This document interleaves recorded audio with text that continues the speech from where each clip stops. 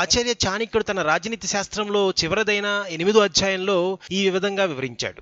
మంచి శాస్త్రం మేధాశక్తికి లేని వాళ్ళకి భ్రాంతి కలిగిస్తుందట. మంచివారితో మెలగడం వల్ల ఎప్పుడు స్వర్గంలో ఉండే అనుభవాన్ని మనం పొందవచ్చట. మంచివారు ఎప్పుడూ పరాయవాడిని కూడా తన సొంతవాళ్లా భావిస్తారు. రూపాన్ని అనుసరించి గుణం ఉంటుంది. ఎక్కడ సుఖంగా నివసించగలుగుతారో అక్కడే సరైన స్థానం అని చెప్పాలి. విశ్వాసఘాతుడికి ప్రాయశ్చిత్తం కూడా ఉండదు. దైవాధీనమైన దాని గురించి విచారించకూడదు. సత్పురుషుడు తన ఆశ్రితులకు కలిగిన దుఃఖాన్ని తన దుఃఖం వల్లే భావిస్తాడు. చెడ్డవాడు మనసులో ఉన్నది దాచుకుని పైకి మరొకటిగా చెబుతాడు. బుద్ధి లేనివాడు పిశాచం వంటివాడు. ఎవరూ సహాయం లేనప్పుడు దూర ప్రయాణాలు చేయకూడదు. పుత్రుణ్ణి ఎప్పుడూ కూడా పొగడకూడదు.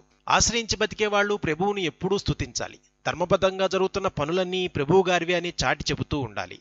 రాజాజ్ఞ దాటకూడదట. ఎలా ఆజ్ఞాపిస్తే అలా చేయాలి. బుద్ధిమంతులకు శత్రువు ఉండడు. ఎప్పుడు కూడా మనలో లోపాన్ని బయటికి తెలియనీయకూడదు. ఓర్పు గలవాడే అన్నీ సాధించగలుగుతాడు. ఆపత్కాలంలో ఉపయోగపడడానికి ధనం జాగ్రత్త పెట్టుకోవాలి. సాహసవంతులకు పని సాధించడం అంటే చాలా ఇష్టం. రేపు చేయాల్సిన పని నేడే చెయ్యాలి. మధ్యాహ్నం తర్వాత చేయవలసినది ప్రొద్దుటే చెయ్యాలి. లోక వ్యవహారానికి అనుకూలంగా ఉండేదే ధర్మం.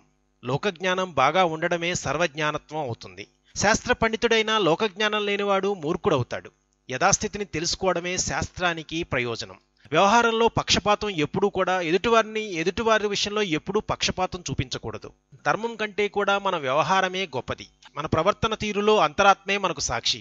సాక్ష్యం చెప్పేవాడు ఎప్పుడూ అసత్యం చెప్పకూడదు. అసత్యం చెప్పేవారు నరకానికి పోతారట.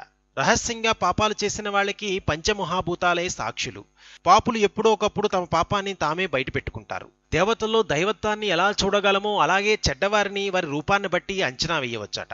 ఈ విధంగా ఆచార్య చాణక్యుడు తన రాజనీతి శాస్త్రం 8వ అధ్యాయంలో ఎదుటివారిని ఎలా అంచనా వేయవచ్చు, చెడ్డవారితో ఎలా వ్యవహరించాలి అనే విషయాల్ని వివరించాడు. మరిన్ని ఆసక్తికర చాణక్య నీతి విశేషాల కోసం ప్లీజ్ సబ్స్క్రైబ్ టు రెక్ టీవీ మిస్టరీ.